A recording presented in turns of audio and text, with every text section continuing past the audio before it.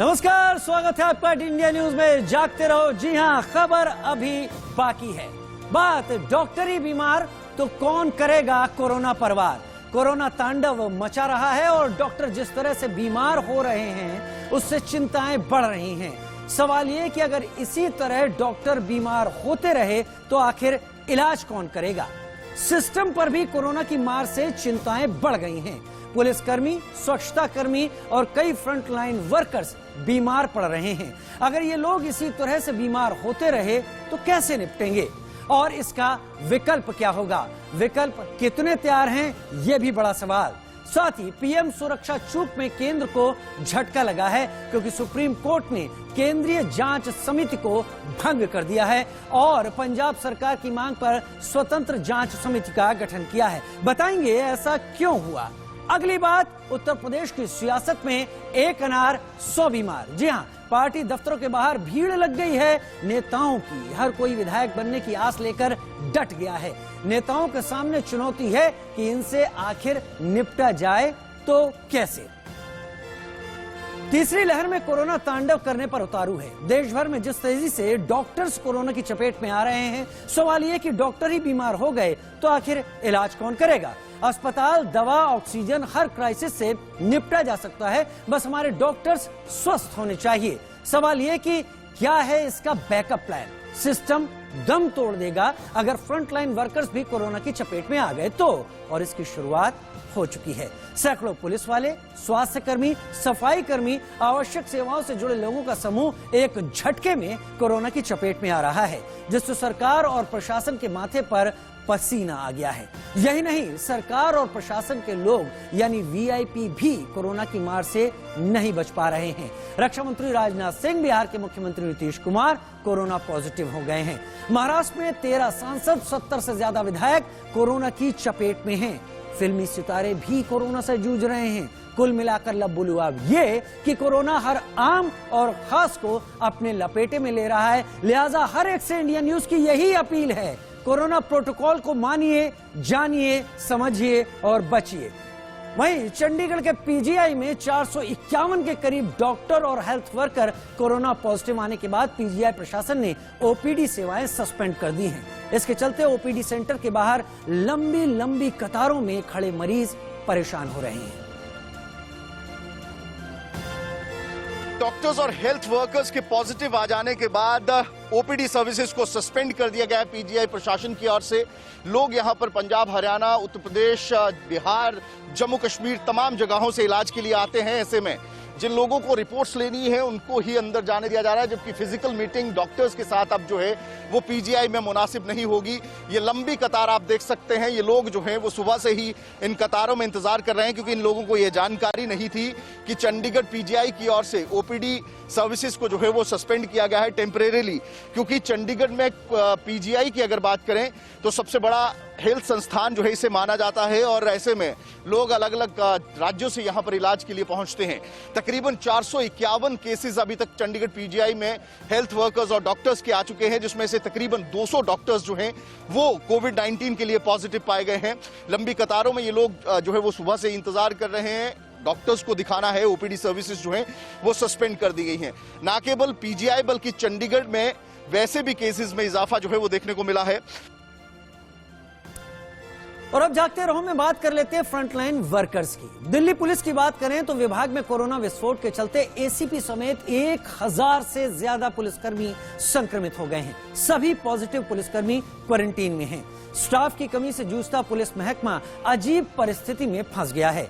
वहीं राजधानी में 22,000 से ज्यादा नए मामले आ गए हैं जो गंभीरता बढ़ा रहे हैं।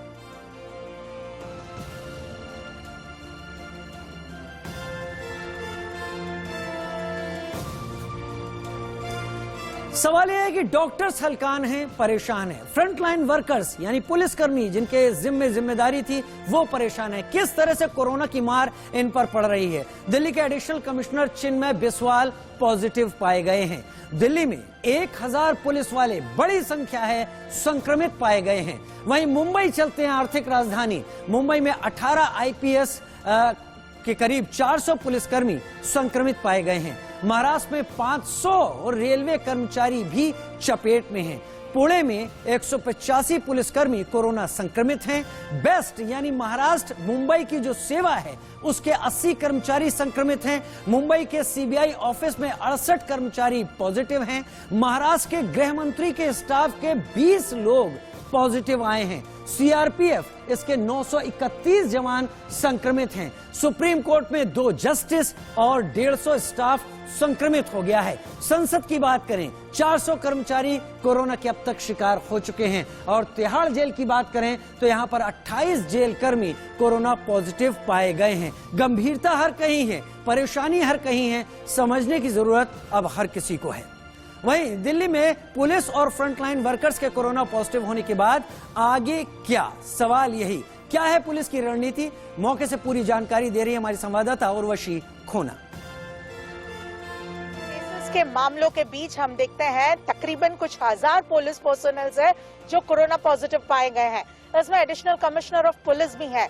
हाल ही में हमने देखा कि राकेश अस्थाना जो कि दिल्ली के पुलिस कमिश्नर है, उन्होंने एक स्टैंडर्ड ऑपरेटिंग प्रोसीजर इशू किया है जिसमें ये मोटिवेट किया गया है और बताया गया है कि सारे जो पुलिस पर्सनल्स है, जो फ्रंटलाइन वर्कर्स है और अपनी ड्यूटी निभा रहे हैं पब्लिक के बीच में, ऐसे में ये बहुत जरूरी है कि कोविड अप्रोप्रिएट बिहेवियर वो फॉलो करे, मास्किंग हो, एक सोशल डिस्टेंसिंग हो और साथ ही में जो एक सेफ्टी फॉलो करनी है वो सेफ्टी और प्रिकॉशंस फॉलो करे।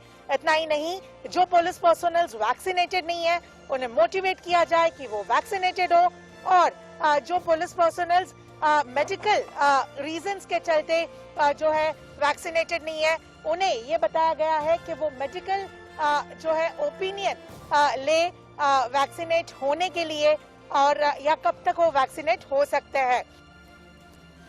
उधर डॉक्टर्स और फ्रंटलाइन वर्कर्स के बाद वीआईपी भी कोरोना से परेशान हैं। सार्वजनिक जीवन जीने वाले मंत्री और नेताओं के लिए यह दौर बेहद चिंताजनक है। राजनाथ सिंह, रक्षा मंत्री कोरोना पॉजिटिव पाए गए हैं, उन पर भी कहर। इसके बाद बिहार के मुख्यमंत्री नीतीश कुमार, वो भी कोरोना संक्रमित पाए गए हैं, डॉक्टरों की सलाह पर आइसोलेट हो गए हैं। तस्वीरों में आप देख रहे हैं बिहार के मुख्यमंत्री नीतीश कुमार को और इसके बाद सांसद वरुण गांधी का नाम आता है। सांसद वरुण गांधी भी कोरोना पॉजिटिव पाए गए हैं, वो भी आइसोलेट हो गए हैं, क्वारंटीन हो गए हैं। और इसके साथ ही केंद्रीय मंत्री राव साहब दानवे जो महाराष्ट्र से आते हैं वो भी कोरोना पॉजिटिव हुए हैं। शहनवाज हुसैन को अभी आपने देखा, वो भी कोरोना पॉजिटिव हुई हैं। सेलिब्रिटी ये बिहार सरकार में मंत्री, बीजेपी के बड़े नेता कोरोना पॉजिटिव हुए हैं। इसके साथ सेलिब्रिटीज भी अब इस चपेटे में आ रहे हैं। लगातार बिहार के उद्योग मंत्री शाहनवाज हुसैन पॉजिटिव हुए हैं। एक के बाद एक तस्वीरें आ रही हैं। दुष्यंत चौटाला की तस्वीर इस वक्त आप देख रहे हैं, हरियाणा के उप मुख्यमंत्री। वहीं दिल्ली महिला आयोग की अध्यक्ष स्वाति मालीवाल भी कोरोना पॉजिटिव पाई गई हैं। हरियाणा के deputy CM Dushyant Chautala corona संक्रमित हो गए हैं। पंजाब के मंत्री राणा गुरजीत सिंह भी कोरोना पॉजिटिव पाए गए हैं। पंजाब के राणा गुरजीत सिंह भी कोरोना पॉजिटिव पाए गए। स्वरा भास्कर इस वक्त आप देख रहे थे अभी तस्वीरों में, वो भी कोरोना पॉजिटिव हैं। कर्नाटक के राजस्व मंत्री आर अशोक भी कोरोना पॉजिटिव हैं। साथ ही महेश बाबू, विशाल डडलानी कोरोना संक्रमित पाए गए हैं। और अब आपको ये बता देते हैं कि कैसे कोरोना की रफ्तार बढ़ रही है, इसे भी समझने की बहुत जरूरत है। जो तारीख बढ़ रही है, तारीख के हिसाब से हम आपको बता रहे हैं। देखिए एक एक करके 10 जनवरी की तारीख आप इस वक्त देखें। 10 जनवरी की तारीख 1,79,723 लोग, जो कि आप यहां पर अब वॉल पे हमारे इस चीज को समझ पा रहे हैं कैसे कैसे। देखिए 1 जनवरी की बात मैं यहां पर दिखा रहा हूं, 22,775 केस हैं 1 जनवरी को। 3 जनवरी को ये 33,750 मामले हो जाते हैं। 5 जनवरी की तारीख 58,097 मामले, लेकिन 534 मौत। यहां पर शिखर पर सबसे ज्यादा मौत का आंकड़ा आता है। पहले 406, 123, 534 है, फिर 302 मौत है, लेकिन 7 जनवरी की तारीख है, 1,17,100 मामले सामने आए। 9 जनवरी 1,59,632 मामले, 327 मौत यहां पर हुई हैं।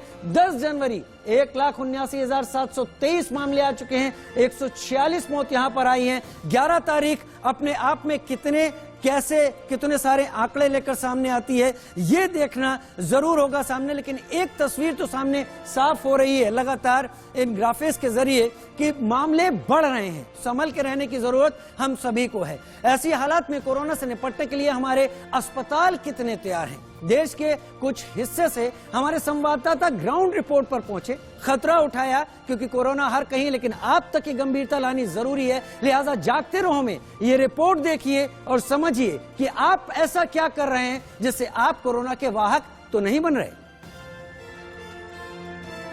तो संक्रमण है वो धीरे धीरे बढ़ता हुआ नजर आ रहा है। उत्तर प्रदेश की बात करें तो बीते 24 घंटे में करीब 6,000 से ज्यादा नए मामले कोरोना संक्रमित मरीजों के सामने आए हैं। वहीं अगर उत्तर प्रदेश की बात करें तो 18,000 से ज्यादा मरीज हैं वो इस समय बीमार हैं। और कहीं ना कहीं अगर बात करें कोरोना के बढ़ते संक्रमण के चलते अब उत्तर प्रदेश में जो मरीजों की संख्या है वो 18,000 को पार कर गई है और लगातार संक्रमण है वो बढ़ रहा है। उत्तर प्रदेश की अगर बात करें तो राजधानी लखनऊ के अलावा गौतम बुद्ध नगर, उसके अलावा गाजियाबाद और मेरठ में लगातार जो आंकड़े हैं वो लगातार बढ़ते आ रहे हैं। उसके अलावा उत्तर प्रदेश के बाकी जिलों में भी जो आंकड़े हैं वो बढ़ते सामने नजर आ रहे हैं। हालांकि इसको लेकर नाइट कर्फ्यू भी जारी किया गया है। अगर बात करें तो रात की 10 बजे से सुबह 6 बजे तक नाइट कर्फ्यू है वो जारी है। उसके अलावा लोगों से लगातार अपील की जा रही है, लोगों घरों से बाहर निकलते हैं तो मास्क को लगाकर निकले, सोशल डिस्टेंसिंग का पालन करें और अगर जरूरत ना हो तो घरों से ना निकले। वहीं 10वीं तक के स्कूल है वो मकर संक्रांति तक के लिए बंद कर दिए गए हैं। वहीं बच्चों को वैक्सीनेशन काम है वो भी शुरू कर दिया गया है। उत्तराखंड राज्य में कोरोना संक्रमण के मामले दिन पर दिन तेजी से बढ़ते जा रहे हैं। वर्तमान हालातों की बात करें तो पिछले 7 महीने के बाद एक बार फिर से उत्तराखंड राज्य में कोरोना बम फूटा है, जिसके तहत यानी पिछले 24 घंटे के भीतर 1,560 नए कोरोना संक्रमण के मामले सामने आए हैं। तो वहीं एक्टिव केसों की बात करें तो एक्टिव केस भी 3,000 के पार पहुंच गया है, जिसके देखते हुए स्वास्थ्य महकमा लगातार व्यवस्थाओं को मुकम्मल करने का दावा कर रहा है। हालांकि इसी क्रम में दून अस्पताल को कोविड-19 अस्पताल के रूप में तब्दील कर दिया है। ऐसे में सामान्य मरीजों को अन्य अस्पतालों यानी गांधी शताब्दी और कोरोनेशन अस्पताल में इलाज करने के लिए जाना होगा। हमारे संवाददाता तो हर जगह पहुंचे हुए हैं, खतरा आपको समझा रहे हैं, हालात बता रहे हैं। लेकिन बड़ी खबर इस वक्त आ रही है जागते रहो में। बीजेपी अध्यक्ष जगत प्रकाश नड्डा कोरोना पॉजिटिव पाए गए हैं। रक्षा राज्य मंत्री अजय भट्ट और कर्नाटक के सीएम बसवराज बोम्मई भी संक्रमित हो गए हैं। अब वो लोग हैं जिनके कंधों पर जिम्मेदारी थी इस कोरोना काल में सब लोगों को संभालने और सब लोगों को बचाने की देश के, लेकिन अब वो भी इस कोरोना संक्रमण से अछूते नहीं हैं। बीजेपी के राष्ट्रीय अध्यक्ष JP Nadda corona positive quarantine हो गए हैं। रक्षा राज्य मंत्री अजय भट्ट भी कोरोना पॉजिटिव हो गए हैं। रक्षा मंत्री राजनाथ सिंह के बाद रक्षा राज्य मंत्री अजय भट्ट भी संक्रमित। बीजेपी के राष्ट्रीय अध्यक्ष जेपी नड्डा कोरोना पॉजिटिव हो गए हैं और कर्नाटक के मुख्यमंत्री बसवराज बोम्मई भी कोरोना पॉजिटिव हो गए हैं। एक के बाद एक वो लोग जिनके कंधों पर दारोमदार था वो भी इस कोरोना के जरिए संक्रमित हो रहे हैं। इधर देश भर में बुजुर्गों और फ्रंटलाइन और हेल्थ केयर वर्कर्स को अब बूस्टर डोज लगाई जानी शुरू कर दी गई है। कितनी जरूरी है रिपोर्ट, किस तरीके से इन तमाम लोगों को ये डोज लगाई जा रही है, ये रिपोर्ट। भारत ने प्रिकॉशन डोसेजेस देना शुरू कर दिया है। सबसे पहले precaution doses health care workers, frontline workers और जितने भी तमाम लोग 60 साल से ज़्यादा उम्र के हैं और जिनको कोमॉर्बिडिटीज़ हैं उनके साथ शुरू हुआ है। मैं अभी मौजूद हूँ आरएमएल हॉस्पिटल के अंदर, जहाँ पर वैक्सीनेशन सेंटर पर जो वैक्सीनेशन ड्राइव है वो पूरी तरीके से शुरू हो चुकी है। मेरे पीछे आप देख सकते हैं ये तमाम लोग यहाँ पर ऑब्जर्वेशन सेंटर में बैठे हुए हैं। इन तमाम लोगों को डोसेजेस लगाया जा चुका है प्रिकॉशन डोज और फिलहाल इनको ऑब्जर्वेशन सेंटर में इस रूम में रखा हुआ है ताकि अगर कोई कॉम्प्लिकेशन है तो उसको मॉनिटर किया जा सके। अगर किसी व्यक्ति को कोई समस्या होती है डोज लेने के बाद, प्रिकॉशन डोज लेने के बाद, तो उनको यहाँ पर चिकित्सा सुविधा मुहैया कराई जा सके। बताया जा रहा है कि 20% वैक्सीन को रिजर्व किया गया है प्रिकॉशन डोसेजेस के लिए, जिसमें से 10% ऑनलाइन स्लॉट के लिए और 10% वॉक इन जो लोग करेंगे उनके लिए रिजर्व है।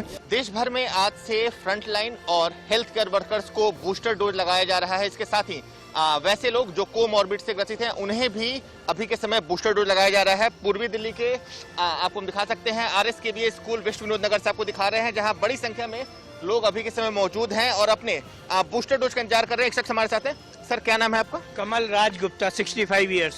सर, आपने आज बूस्टर डोज लगवाया है? हाँ जी, booster dose, precaution dose. Sir, क्या कुछ था? आपने इसके पहले भी 2 डोज लगवाए थे, कैसा लग रहा है कि सरकार आपके लिए बूस्टर डोज की व्यवस्था कर रही है? It's good, very good. Sir, आपको क्या कुछ कॉम्प्लिकेशंस थी? 60+ है, कोमॉर्बिड थी, आपको कोई कॉम्प्लिकेशन थी? Sir, I am 65 years and I am having hypertension and BP and sugar, all those things, thyroid. जी, तो आप देख सकते हैं कोमॉर्बिड थे और अभी के समय इनको यहाँ पे बूस्टर डोज लगाया गया है। महाराष्ट्र और मुंबई में लगातार जो केसेस हैं कोरोना वायरस के और ओमिक्रॉन के वो बढ़ते जा रहे हैं। हालांकि BMC की तरफ से जो एक बड़ा फैसला लिया गया है वो ये है कि 60 इयर्स एंड अबव और जो फ्रंटलाइन वर्कर्स है, हेल्थलाइन वर्कर्स हैं, उनके लिए जो प्रिकॉशनरी डोज है वो आज से शुरू होने वाले हैं। इस वक्त मैं मौजूद हूँ BKC के जम्बो सेंटर में। यहाँ पर आप देख सकते हैं कि जो लोग हैं जो 60 इयर्स एंड अबव है वो यहाँ पर मौजूद है, जो प्रिकॉशनरी डोज लेने के लिए वो यहाँ पर मौजूद है। और लगभग 75% जो पॉपुलेशन है मुंबई और महाराष्ट्र का, उन्होंने सेकंड डोज ऑफ वैक्सीनेशन जो है वो ले लिया है और 25% जो है उन्होंने फर्स्ट डोज ले लिया है। हालांकि प्रिकॉशनरी डोज जो है वो तभी मैंडेटरी होगा लेने के लिए जो 60 इयर्स एंड अबव है, और जो हेल्थ लाइन वर्कर्स हैं उनके लिए तब मैंडेटरी होगा जब उनकी जो सेकंड डोज की वैक्सीनेशन है वो 39 वीक्स या 9 मंथ्स के बाद जो है कंप्लीट होने के बाद ही वो एलिजिबल है। कोरोना के लगातार बढ़ते मामलों के बीच में आज से बुजुर्गों के लिए भी थर्ड प्रिकॉशंस डोज के तौर पर लगनी शुरू हो चुकी हैं और हम फिलहाल फरीदाबाद के एक वैक्सीनेशन सेंटर पर हैं। आपको दिखा देते हैं कि यहाँ तमाम बुजुर्ग हैं जो जिनको तीसरी डोज लगनी है वो अब पहुँचना यहाँ शुरू हो गए हैं। उनके लिए बाकायदा इस सेंटर पर अलग से एक काउंटर बनाया गया है और ये आप जो लंबी लाइन देख रहे हैं ये तमाम वो बुजुर्ग हैं जिन्हें थर्ड डोज दी जानी है। प्रधानमंत्री नरेंद्र मोदी की तरफ से जो ये डोज है इसी को प्रिकॉशंस डोज बताया गया था और ऐसे में जो लोग हैं, जो बुजुर्ग व्यक्ति हैं, उनमें भी इस डोज को लेकर उत्साह देखा जा सकता है। और इसके पीछे की खास वजह यही है कि अगर कोरोना के संक्रमण को तोड़ना है तो ये तीसरी डोज भी लगवानी पड़ेगी। और इसीलिए और इसके साथ साथ में अगर बुजुर्गों के अलावा अगर मैं बात करूं तो डॉक्टर्स, पैरामेडिकल स्टाफ और फ्रंटलाइन वर्कर्स को भी ये डोज दी जानी है। ऐसे में तमाम लोग यहाँ पहुंचे। इसके साथ अगर बच्चों की बात करें और बाकी जो तमाम जो ऑर्डिनरी जो सामान्य डोज लगनी है उसके लिए भी अब लंबी लंबी लाइनें आप यहाँ देख सकते हैं। पूरी तरह से चूंकि लगातार जो संक्रमण बढ़ा है उसके बाद में लोगों में जागरूकता देखने को मिल रही है। और फरीदाबाद में भी इस तरह की तमाम चीजें शुरू हो गई हैं जहां बूस्टर डोज की बात हो रही है।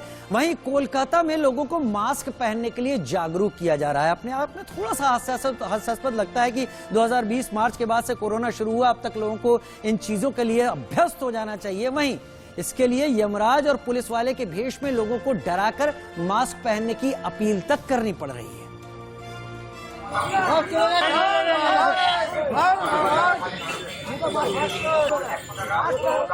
ওটা মাথায় ঠেকাবে ভাই, বাচ্চাটাকে গিয়ে ধরো, নিয়ে আসো টেনে নিয়ে আসো মালটাকে, দেখি নিয়ে আসো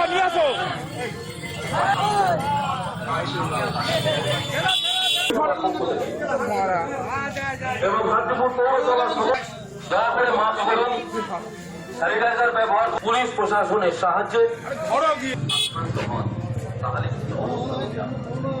দয়া করে এটা আপনাদের কাছে অনুরোধ।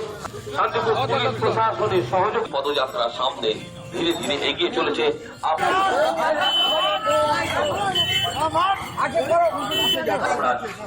রাস্তায়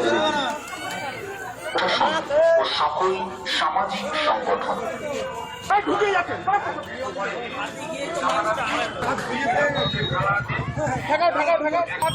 है बढ़ता समाज है। कोरोना की गंभीरता को इसने झेला है, देखा है, लेकिन यहाँ यमराज और पुलिस वाले के भेष में लोगों को मास्क पहनने के लिए जागरूक तक करना पड़ रहा है।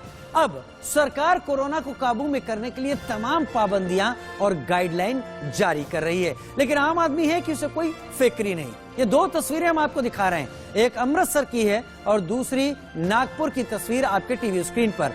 दोनों ही जगह बेतहाशा भीड़ है। लोग कोरोना नियमों की खुले आम धज्जियां उड़ा रहे हैं। महाराष्ट्र के नागपुर के सीताबुल्दी मेन रोड पर बड़ी संख्या में लोग खरीदारी करने पहुंच गए। इस दौरान लोगों ने कोरोना नियमों का जमकर उल्लंघन किया और जब एक बार कोरोना गंभीर स्थिति ले लेता है तो यही लोग फिर आगे बढ़कर ये कहते हैं कि व्यवस्थाएं पूर्ण नहीं है, जागरूक किया नहीं गया। अब तो संभलने की जरूरत है जब एक बार फिर संक्रमण दर बढ़ती जा रही है।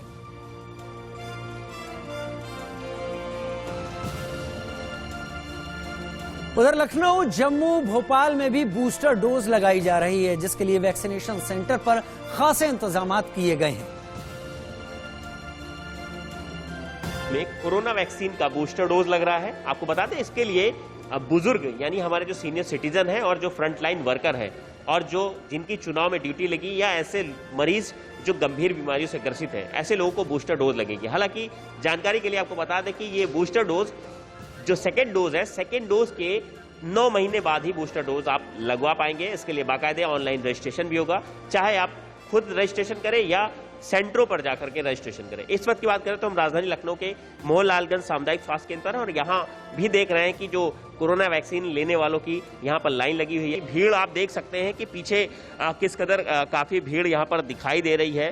भारी तादाद में लोग अब वैक्सीनेशन को लेकर के जागरूक हुए हैं और लगातार यहाँ पर वैक्सीन लगवा रहे हैं। कोविड की तीसरी डोज यानी कि बूस्टर डोज लगाने का सिलसिला जो है वो जम्मू में भी शुरू हुआ है। आज उपराज्यपाल मनोज सिन्हा ने जो है पहली डोज लगवाई और उसके बाद ये सिलसिला शुरू हुआ। आप देखेंगे उसके बाद बड़ी तादाद में लोग जो हैं, सीनियर सिटीजन जो हैं, वो सेंटर्स में पहुंच रहे हैं और ये बताता है कि किस तरीके से एक विश्वास जो है हेल्थ वर्कर्स और उन लोगों पर है जिन्होंने इस दवा को निर्यात किया है और कहीं ना कहीं यकीन बना है लोगों का कि वो लोग जो हैं इस डोज को लेने के बाद सुरक्षित होंगे। हमने देखा कि कोविड की पहली डोज के बाद किस तरीके से जो है लोग जब कोविड का शुरू हुआ, फैलना शुरू हुआ, उसके बाद लोग किस तरह से घबराए हैं, कितनी मौतें हुई। उसके बाद जब डोजेस लगना शुरू हुई, कोई वैक्सीनेशन प्रोसेस शुरू हुआ, तो उसके बाद लोगों को एक लगा कि अब वो एक बेहतर जो है कल के लिए उम्मीद कर सकते हैं। और अब जब तीसरा जो वेव है उसका खतरा लगातार बना हुआ है, उसके बाद लोग देखेंगे लगातार अपनी रजिस्ट्रेशन करवाने के लिए और बूस्टर डोज के लिए जो है वो पहुंच रहे हैं। खासतौर पे 60 साल से ज़्यादा उम्र के लोग वो चाहते हैं कि जल्द से जल्द वो जो है कोविड वैक्सीन लगाकर अपनी आप को इतना मजबूत बना लें ताकि कोविड की अगर तीसरी वेव आती भी है तो वो सुरक्षित रहें। मध्य प्रदेश में आज से बुजुर्गों को यानी 60 प्लस को बूस्टर डोज लगाने की शुरुआत हो गई है। मैं अभी खड़ा हूं एक वैक्सीनेशन सेंटर पर, यहां से मैं व्यवस्थाएं दिखाता हूं। हालांकि कोई नए वैक्सीनेशन सेंटर नहीं बनाए गए हैं, वही वैक्सीनेशन सेंटर हैं जो स्थायी तौर पर भोपाल के तमाम जो इलाकों में मौजूद हैं, वहीं पर बुजुर्ग जाकर वैक्सीनेशन करा सकते हैं। तीसरे डोज के रूप में बूस्टर डोज की शुरुआत आज से हुई है और अकेले भोपाल की बात करें तो 1.5 लाख से ज्यादा ऐसे बुजुर्ग हैं जो 60 प्लस हैं जिनको इस क्राइटेरिया में वैक्सीन लगाई जानी है। हालांकि रजिस्ट्रेशन की भी व्यवस्था की गई है, लेकिन रजिस्ट्रेशन अनिवार्य नहीं है। दूसरे डोज के लिए जो रजिस्ट्रेशन किया गया था काउंटर्स पर या ऑनलाइन, उसी रजिस्ट्रेशन से जो है तीसरा डोज भी लगाया जा रहा है। क्या कुछ डोज लगाने के बाद कहना है, कुछ बुजुर्ग हैं जिन्होंने डोज लगवाया है। सर, आपने तीसरी वैक्सीन लगवाई है आज? जी हाँ, तीसरी बार वैक्सीन लगाई है। क्या अनुभव है सर तीसरी वैक्सीन को लेकर और क्या कहेंगे इस पूरे अभियान को लेकर जो सरकार द्वारा जो भी अभियान चलाया जा रहा है वो लोगों की जान की सुरक्षा के लिए चलाया जा रहा है और हर नागरिक का कर्तव्य है कि सरकार के बताए हुए जो भी निर्देश उनका बिल्कुल बाखूबी पालन करें। वो अपने आप को भी बचाएं, अपने परिवार को, समाज और देश को बचाएं। जागते रहो में अपने तमाम दर्शकों के लिए एक छोटा सा संदेश, इससे पहले कि हम छोटा सा ब्रेक लें, सिर्फ इतना कि कोरोना का वायरस आम और खास में कोई फर्क नहीं करता, लिहाजा प्रोटोकॉल का पालन करें, या आपकी ही सेहत के लिए। जागते रहो में एक बार फिर आप सभी का स्वागत है। बात पंजाब में प्रधानमंत्री की सुरक्षा चूक मामले की करते हैं, जिसकी जांच अब सुप्रीम कोर्ट के रिटायर्ड जस्टिस की अगुवाई वाली कमेटी करेगी। इसमें एनआईए के डीजी और आईबी के पंजाब यूनिट के एडिशनल डीजी भी शामिल होंगे। चीफ जस्टिस एनवी रमन्ना की अगुवाई वाली बेंच ने ये आदेश दिए हैं। वहीं सुप्रीम कोर्ट में केंद्र सरकार ने कहा कि प्रधानमंत्री के दौरे पर ब्लू बुक के हिसाब से सुरक्षा इंतजाम नहीं किए गए। राज्य में डीजीपी की देखरेख में रूट पर सुरक्षा इंतजाम किए जाने थे, लेकिन इसमें चूक हुई।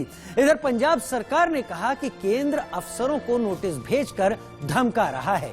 अगर कोई अफसर जिम्मेदार है तो उस पर कार्रवाई हो, लेकिन इस तरह के आरोप न लगाए जाएं। लिहाजा पंजाब में प्रधानमंत्री की सुरक्षा चूक मामले की जांच अब सुप्रीम कोर्ट के रिटायर्ड जस्टिस की अगुवाई वाली कमेटी करेगी। इसमें एनआईए के डीजी और आईबी के पंजाब यूनिट के एडिशनल डीजी भी शामिल होंगे। दरअसल 5 जनवरी को प्रधानमंत्री मोदी पंजाब में चुनावी रैली को संबोधित करने फिरोजपुर जा रहे थे। रास्ते में प्रदर्शनकारियों ने जाम लगा दिया, जिससे एक फ्लाईओवर पर उनके काफिले को 15 से 20 मिनट तक के लिए रुकना पड़ा। इसके बाद प्रधानमंत्री नरेंद्र मोदी बठिंडा वापस लौट आए। बठिंडा हवाई अड्डे के अधिकारियों ने बताया कि प्रधानमंत्री मोदी ने वहां के अधिकारियों से कहा था कि अपने सीएम को धन्यवाद कहना कि वो बठिंडा हवाई अड्डे तक जिंदा लौट पाए हैं। और इधर सुप्रीम कोर्ट के वकीलों को खालिस्तान समर्थकों की ओर से जान से मारने की धमकी देने की बात सामने आई है। करीब दर्जन भर वकीलों ने यह दावा किया कि उनको धमकी भरे कॉल मिले हैं। वकीलों की तरफ से कहा जा रहा है कि कॉल उन्हें सिख फॉर जस्टिस नाम के आतंकवादी संगठन की ओर से इंग्लैंड के नंबर से आए हैं, जिसमें कहा गया कि वो किसानों और पंजाब के सिखों के खिलाफ दर्ज मुकदमों में सुप्रीम कोर्ट में प्रधानमंत्री मोदी की मदद न करें।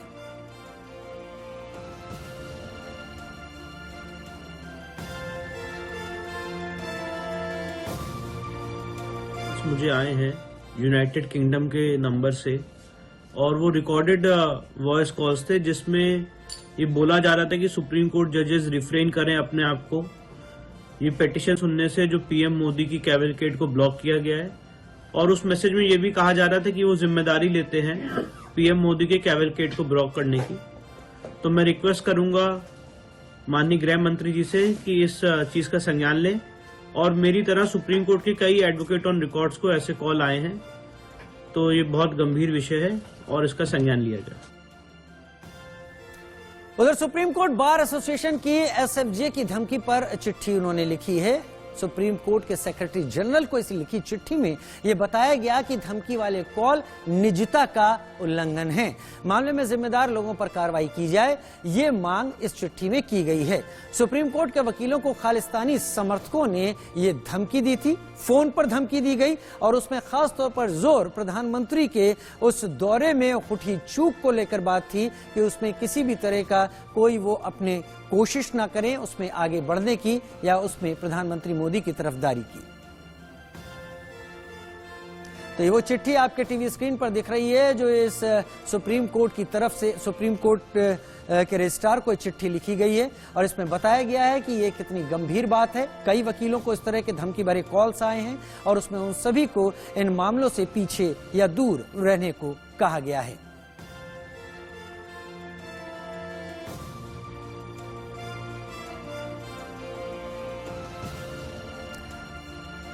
प्रधानमंत्री की सुरक्षा में चूक की बात जो सामने है, इसमें एक बात और सामने आ रही। तस्वीरें आप देख रहे हैं प्रधानमंत्री के उस काफिले की जब वो उस फ्लाईओवर के ऊपर 20 मिनट तक फंसे रहे। ये चूक में केंद्र को झटका किस तरीके से लगा। सुप्रीम कोर्ट ने केंद्रीय जांच समिति जो केंद्र ने बनाई थी उसे भंग कर दिया। पंजाब सरकार ने मांग की थी कि जांच की जाए, लेकिन एक स्वतंत्र समिति का गठन किया जाए।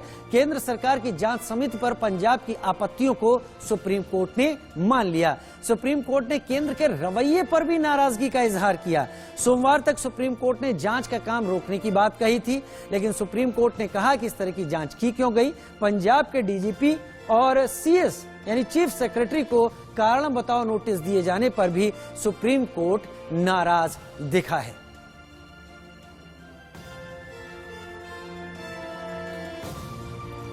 तस्वीरें आप लगातार देख रहे हैं। एक तरफ प्रधानमंत्री के उस काफिले की जो लगातार 20 मिनट तक फंसा रहा फ्लाईओवर के ऊपर, दूसरी तरफ तमाम वो जानकारियां जो इस दौरान सुप्रीम कोर्ट ने समिति बनाते वक्त अपने फैसले में बताई हैं। वहीं उत्तर प्रदेश की बात करें तो विधानसभा चुनाव का ऐलान हो चुका है। हर एक दल में, हर एक विधानसभा में टिकटार्थियों यानी टिकट मांगने वालों की एक भीड़ है। आज ऐसी जोर आजमाइश करने वालों की भीड़ बीजेपी के लखनऊ प्रदेश मुख्यालय पर दिखाई पड़ी। संवाददाता रजनीश वहां पहुंचे, उन लोगों से खास बातचीत की जो पार्टी मुख्यालय पर इस उम्मीद के साथ आए थे कि पार्टी उनको टिकट देगी, कैंडिडेट बनाएगी। बड़े उत्सव का ऐलान हो चुका है। इस समय मैं भारतीय जनता पार्टी के मुख्यालय में हूं और आप देख सकते हैं हालांकि आज चुनाव संचालन समिति की बैठक भी होनी है और जो कयास लगाया जा रहा है कि उसमें टिकट के भी लेके चर्चा होगी। ये टिकटार्थी है, ये लोग आवेदन किए हैं। आप देख सकते हैं कि बड़ी उम्मीद से भारतीय जनता पार्टी के मुख्यालय पर आए हैं, तो कहीं ना कहीं पार्टी इनको जिस विधानसभा से टिकट मांग रहे हैं वहां पार्टी इनको कैंडिडेट बनाएगी। हालांकि वो बात की विषय है कि लोग चुनाव जीतते हैं कि नहीं जीतते हैं, लेकिन हम इनसे बात करेंगे और देख रहे हैं कि सारे लोग अपनी जो प्रोफाइल है, जो यहाँ के एक परंपरा चलती रही है कि लोग अपना कह सकते हैं कि आप प्रोफाइल लोगों को देते हैं और बताते हैं कि हमने आज तक समाज सेवा में और पार्टी के लिए क्या क्या किया है। तो जाहिर सी बात है, हालांकि 2017 में जो भारतीय जनता पार्टी ने चुनाव लड़ाया था तो उसमें मूल कैडरों को भी जगह दिया गया था। मूल कैडर भी अगर 2017 की विधानसभा की बात करें तो बहुत से ऐसे कैडर चुनाव जीत के भी आए थे जो विद्यार्थी परिषद से लेकर तमाम उनके छोटे संगठनों में काम किए थे। हम बातचीत करेंगे, शुरुआत करते हैं, यहीं से शुरुआत करते हैं। अभी आवेदन सर मेरे ताऊजी हैं ताऊजी से ही बात कर लेते हैं। कहाँ से आए हैं? बलदेव विधानसभा मथुरा सुरक्षित। आज तो उसके लेके चर्चा भी होने हाँ चर्चा हो रही है, सब उसी के लिए आए हम लोग आवेदन करने। प्रोफाइल में यही है, बलदेव विधानसभा से सुरक्षित है। दलित पिछड़ों की हमेशा आवाज उठाते रहे हैं, हमेशा देखिए जो एक हमारे साथ जो बलवीर सिंह धनकर एक कैंडिडेट है, मैं सहयोगी से कहूंगा कि पहन करके दिखाए कि इनकी जो प्रोफाइल है, ये जिला उपाध्यक्ष, और क्या लग रहा है कि ना हाँ पूरा उम्मीद है। अभी टिकट के आवेदन भाई साहब से ही बात कर लेते हैं। भाई साहब, मैं अनुसूचित मोर्चा जिला उपाध्यक्ष जौनपुर अवधेश कुमार सोनकर। कितने लोग वहाँ दावेदार है? 12 लोग। 12 लोग। तो उम्मीद है कि पार्टी आप पे दाव खेलेगी? हाँ सबसे तेज तर्रार। क्या नाम है आपका? अशोक कुमार जाटव, जलेसर विधानसभा है और जनपद एटा है। कितने लोग दावेदार है? 10 हैं। और आपके पास फार्मूला है? जी जाटव अधिक है तो जाटव ही फार्मूला बना के लाए हैं, पूरा फार्मूला है, बायोडेटा बनाया। अभी दावेदार हैं? जी सर। कहाँ से? कपिल वस्तु विधानसभा 303 सुरक्षित सीट से है सर। अरे अभी दावेदार है? अरे दावेदार है तो अरे मैंने छुप के रहेंगे तो दावेदारी आना चाह रहे। हाँ बोलिए। बताइए क्या नाम है आपका? मेरा नाम राम प्रताप भारती है। मेरा नाम राम प्रताप भारती है, आजमगढ़ जिला पड़ता है और जो निर्वाचन क्षेत्र है वो लालगंज सुरक्षित। तो समाजवाद का गढ़ माना जाता है, तो लगता है पार्टी आपको देगी तो आप गढ़ तोड़ देंगे? तोड़ दूंगा। पर किसी से बात नहीं की? बात नहीं है, पार्टी के हम कार्यकर्ता है, पार्टी के कार्यकर्ता है। मेरा नाम रोहित गौतम, मैं सहारनपुर रामपुर विधानसभा से सुरक्षित का प्रत्याशी हूं और भारतीय जनता पार्टी का 10 सालों से काम कर रहा हूं। माननीय मोदी जी के चुनाव में मैंने बहुत काम किया है और योगी जी के चुनाव में मैंने बहुत काम किया है। तो मेरा मानना यह है कि पश्चिम में जो है दलित समाज से खासकर चमार जाति के लोग अधिकता में रहते हैं, तो चमार जाति के लोगों को भागीदारी दी। क्या नाम है आपका दादा? मेरा नाम है श्री कृष्ण वर्मा। मैं सदर विधानसभा उन्नाव से 2007 में चुनाव लड़ा। बीजेपी में कब से काम कर रहे हैं? बीजेपी संघ आयु मेरी 27 साल है। संघ आयु 27 साल। हाँ, मैं कल्लाद जी ने मुझे ज्वाइन करा था। मुझे कार्यकर्ता समझ करके उन्नाव में कहीं न कहीं समायोजित करने की योजना। क्या नाम है आपका? मेरा नाम दिनेश कुमार जाटव है, विधानसभा संबल 33 से मैं आता हूँ। अगर विधानसभा 33 में संबल में अगर दलित समाज को जाटव को टिकट दिया गया तो अब की बार वो सीट निकल जाएगी, क्योंकि दलित समाज पहले से बीएसपी को वोट देता आया है। बीएसपी का मानने के कारण अब की बार अगर जाटव को टिकट दिया जाता है, दिनेश कुमार मेरा नाम है, तो अब की बार संबल से विधानसभा 33 से बीजेपी की सीट निकल जाएगी। ये टिकटार्थियों की भीड़ है, जमात है। मैंने पहले ही कहा कि भारतीय जनता पार्टी के सामने जो सबसे बड़ा चैलेंज होगा अपने नाराज लोगों को मनाने के, टिकटार्थियों की भीड़ है। जाहिर सी बात है, जब यही बता रहे हैं कि एक एक सीट पे 10-10 दावेदार है, मिलेगा तो किसी एक ही को मिलेगा, तो पार्टी क्या फार्मूला होगा कि अगर 2022 में भारतीय जनता पार्टी पुनः सरकार बनाती है तो इन वर्करों के लिए क्या करती है। सहयोगी अमीश के साथ रजनीश पांडे, इंडिया न्यूज, लखनऊ।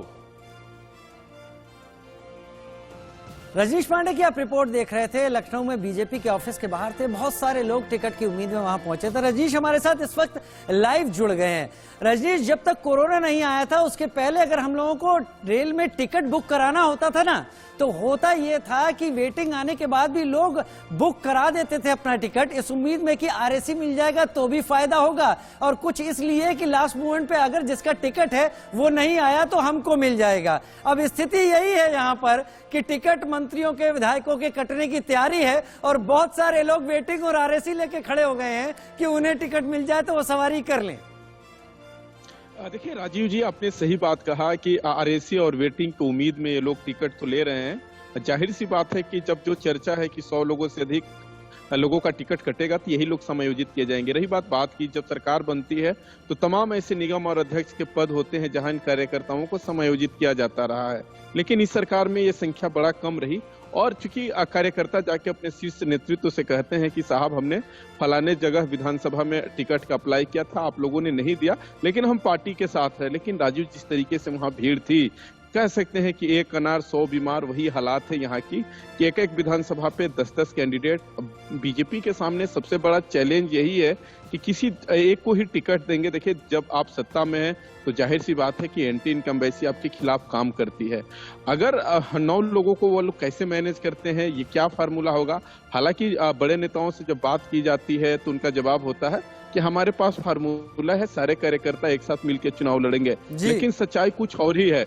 और सही बात है कि जिस तरह पार्टियों में भगदड़ मची हुई है, आज भारतीय जनता पार्टी के एक विधायक थे बदायूं के, एक बिलसी कंस्टिट्यूएंसी है, वो समाजवादी पार्टी के दामन थाम लिए हैं। समाजवादी पार्टी ने तो ऐलान ही कर दिया है कि जो हमारे सिटिंग एमएलए रहेंगे उनका टिकट नहीं काटेंगे।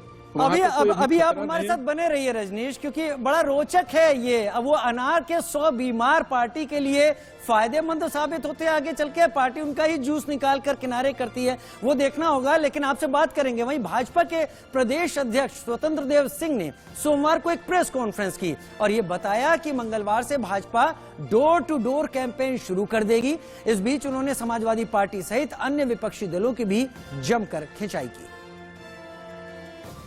अभियान शुरू करेंगे। पार्टी जो चुनाव की गाइडलाइन है, चुनाव आयोग ने घोषणा किया है, कोविड का ध्यान रखते हुए 100% कार्यकर्ता उसका पालन करते हुए अपना संपर्क अभियान शुरू करेगी और योजना बनाएगी। इसके तहत डोर टू डोर संपर्क, घर घर संपर्क, गली गली में संपर्क, हम सब प्रत्येक घर में जाने वाले हैं। और सरकार की नीतियां, केंद्र सरकार आदरणीय मोदी जी के नेतृत्व में 7 साल में जो काम किए हैं, राज्य के अंदर आदरणीय योगी जी के नेतृत्व में जो 5 सालों के अंदर हम गरीब कल्याण योजना चलाए हैं, कार्यक्रम किए हैं, उन कार्यक्रमों को लेकर हम जाएंगे। पार्टी ने तय किया है कि महिला संपर्क अभियान, लाभार्थी संपर्क अभियान, सामाजिक संपर्क अभियान। चुनाव को लेकर बीजेपी नेता अब कमर कसकर मैदान में उतर चुके हैं। बीजेपी के दोनों उप मुख्यमंत्री ने तैयारियों के बारे में क्या कुछ कहा है, आइए सुन लेते हैं। महत्वपूर्ण बैठक होती है, माननीय प्रदेश अध्यक्ष जी की अध्यक्षता में हुई। 300 से अधिक सीटें जीतने के लक्ष्य और संकल्प के साथ फिर चुनाव समिति की बैठक संपन्न हुई। बाकी अभी जो जानकारी है हमारे प्रदेश अध्यक्ष जी देंगे। सर, पहले चरण के लिए कब तक सूची जारी हो जाएगी? ये तो माननीय संसदीय बोर्ड तय करेगा, यह चुनाव समिति नहीं तय करेगी। चुनाव समिति नाम प्रस्तुत करेगी, पैनल प्रस्तुत करेगी और निर्णय संसदीय बोर्ड का। संरचना है उसमें नीचे के स्तर से हमारा निचले का जो संगठन होता है वो नाम भेजता है और निचले का संगठन क्षेत्रीय कार्यालय को भेजता है और क्षेत्र कार्यालय जो होता है वो प्रदेश के जो हमारी समिति है उनके भेजते हैं और प्रदेश समिति विचारों उपरांत जो है वो अन्य लोगों से विचार करके केंद्रीय पार्लियामेंट्री बोर्ड पे प्रस्तुत करता है। ये सारा प्रोसेस चल रहा है। हमारी प्राथमिकता है कि सभी का प्रत्याशी हो, प्रत्याशी सर्व स्वीकार्य हो और उसकी निष्ठा पार्टी संगठन के प्रति हो और कार्यकर्ता अपने को सहज महसूस करता हो और उसके जिताऊ स्वरूप हो। आपने सुना उत्तर प्रदेश में बीजेपी के दोनों डिप्टी सीएम को, दोनों ही उम्मीद में हैं कि हम सब लोग एकजुट होकर चुनाव लड़ेंगे, 300 से ज्यादा सीटें जीतेंगे। मेरे साथ रजनीश अभी भी लाइव लखनऊ से जुड़े हुए हैं। रजनीश, ये स्थिति तो तकरीबन हर पार्टी के दफ्तर के बाहर होगी। एक सीट एक टिकट मांगने वाले कई सारे, और हर सीट के हिसाब से 403 के हिसाब से देखा जाए तो हजारों की संख्या हो जाती है। लेकिन बीजेपी की अगर हम बात करें, वो लोग जो मांगने आए हैं वो तो अलग, लेकिन वो जिनके कट रहे हैं टिकट, वो मंत्री जो आगे चलकर शायद संगठन का काम संभालेंगे, वो टिकट के रूप में सामने नहीं होंगे। वो क्या उनके नाम का कुछ खुलासा, कुछ उनके नाम पर सुगबुगाहट शुरू हुई है क्या? देखिए, पार्टी के पास जो फार्मूला होते हैं उसमें ये होता है कि अगर कोई नाराज बड़ा नेता है, अगर कोई विधायक है, अगर सिटिंग एमएलए मंत्री के टिकट काटा जा रहा है, तो उसको किसी बड़े नेता के लॉबिंग में लगाया जाता है कि उनको बातचीत करके संतुष्ट करे और ये वादा करे कि जब सरकार बनेगी तो आपको उचित जगह समायोजन किया जाएगा। सबसे बड़ा सवाल है कि जिस तरीके से लोगों की फीडबैक आ रही है, लगातार ग्रामीण क्षेत्र के आप यहाँ पे समर्थक आ रहे हैं जो बीजेपी के मूल कैडर है, और उनकी शिकायत रहती है कि साहब हमारे क्षेत्र के विधायक हमको हमारी बात नहीं सुनते, हमारी सिफारिश नहीं मानते। हालांकि ये रोना पुराना रोना है, और विधायक यहाँ कहते हैं कि हमारा कोई बात, जो हमारी बात है वो अधिकारी नहीं सुनते। ये तो रही उनकी शिकायत की बात। लेकिन आपने सही सवाल किया कि उनकी क्या लॉबिंग होगी। उनको समझाया जा रहा है कि देखिए, जो फीडबैक है, जो भारतीय जनता पार्टी स्थानीय स्तर से सर्वे कराई है, संघ द्वारा सर्वे हुआ है, जो तमाम चुनावी एजेंसियां सर्वे करे, उसमें आपका फीडबैक बहुत ही गड़बड़ है। अगर आप चुनाव और इस गड़बड़ के चलते, इस तमाम फीडबैक के चलते कईयों का पत्ता कटना तय है। आप इशारा दे रहे हैं, हम समझ पा रहे हैं। नामों का खुलासा अभी सीधे सीधे हो नहीं सकता, बहुत जल्दी सब कुछ सामने आ जाएगा कि कौन कौन इस टिकट और इस चुनाव से दूर हो गया है। बहुत शुक्रिया रजनीश पांडे, लखनऊ से हमारे साथ जुड़ने और ज्यादा जानकारियां देने के लिए। जागते रहो में हमने आपके सामने तमाम मुद्दे रखे, राजनीति को भी सामने रखा, लेकिन सबसे गंभीर मुद्दा जिस पर आपका जागते रहना बहुत जरूरी है, वो है कोरोना का मुद्दा। किसी आम और खास को कोरोना का वायरस बख्श नहीं रहा है, लिहाजा मास्क, सोशल डिस्टेंसिंग और सैनिटाइजेशन, इससे बेहतरीन दवाई और कुछ नहीं है। वैक्सीनेशन अगर नहीं हुआ है जरूर करवाएं। हमारी इस खास पेशकश में फिलहाल इतना ही। नमस्कार।